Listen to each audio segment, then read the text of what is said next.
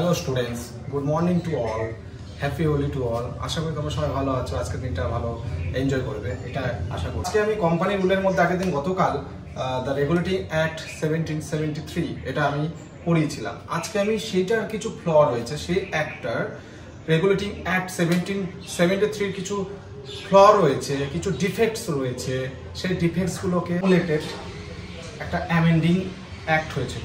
সেই অ্যামেন্ডিং অ্যাক্টটার নাম amending act of 1781। যে কোশ্চেনটা এখান থেকে আসে, এই কোশ্চেনটা অ্যাক্ট অফ সেটেলমেন্ট কোন অ্যাক্টকে বলা হয়, তখন কিন্তু অ্যামেন্ডিং অ্যাক্ট অফ 1781 এটা অ্যান্সার হবে। বোঝা গেছে? এইখান থেকে জাস্ট এই কোশ্চেনটাই আসে।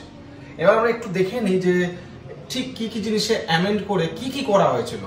তো প্রথম পয়েন্টে তোমরা দেখতে পাচ্ছ, exempted the governor general and council from the supreme court jurisdiction for their acts.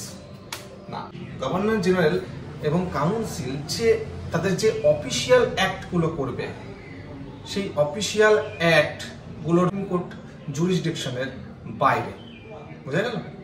আর কি কি বাইরে ছিল, কাদের কাদের সুপ্রিম কোর্ট জুরিসডিকশনের বাইরে কারা কারা ছিল? exempted the servants of company from the Supreme Court jurisdiction for their official actions.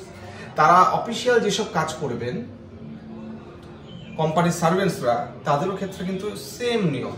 তারা তাদের অফিসিয়াল অ্যাকশনস গুলো, অফিসিয়াল কাজগুলো সুপ্রিম কোর্ট জুরিসডিকশনের বাইরে থাকবে। ওকে, বোঝা গেল দুটো পয়েন্ট? এক হচ্ছে গভর্নর জেনারেল অ্যান্ড কাউন্সিল, এবং দুই হচ্ছে servants of the East India company. Okay, এই দুজন সুপ্রিম কোর্ট জুরিসডিকশনের বাইরে থাকবে তাদের অফিসিয়াল অ্যাকশনের জন্য। নেক্সট দেখো, excluded from supreme court jurisdiction কি কি? Revenue matters. রেভিনিউ ম্যাটার্সকে এই সুপ্রিম কোর্ট জুরিসডিকশনের বাইরে আনা হয়। নেক্সট দেখো, এই অ্যামেন্ডিং অ্যাক্টের ফলে হিন্দুদের কিন্তু যে ট্রায়াল দেওয়া হতো, সেই ট্রায়ালে বিচার হতো অ্যাকর্ডিং টু দ্য হিন্দু ল, এবং মুসলিমদের কিন্তু বিচার হতো, ট্রায়াল হতো অ্যাকর্ডিং টু দ্য মোহামেডান ল। বোঝা গেল? এই অ্যামেন্ডিং অ্যাক্টের মাধ্যমে। নেক্সট দেখো, appeals from the provincial courts could be taken to the governor general in council, not to supreme court. আমাদের যে প্রভিন্সিয়াল কোর্টগুলো ছিল, সেখানে যে অ্যাপিলগুলো ছিল করা হতো, সেই অ্যাপিলগুলো কিন্তু জেনারেল ইন কাউন্সিলে কিন্তু যেত, সুপ্রিম কোর্টের জুরিসডিকশনে কিন্তু যেত না। নেক্সট দেখো, empowered the governor general in council to frame regulation for the provincial courts and council.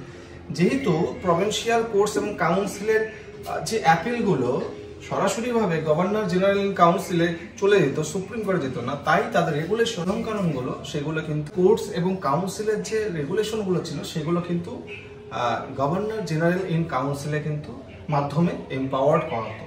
তো এই ছিল আজকের amending act of 1781। Thank you.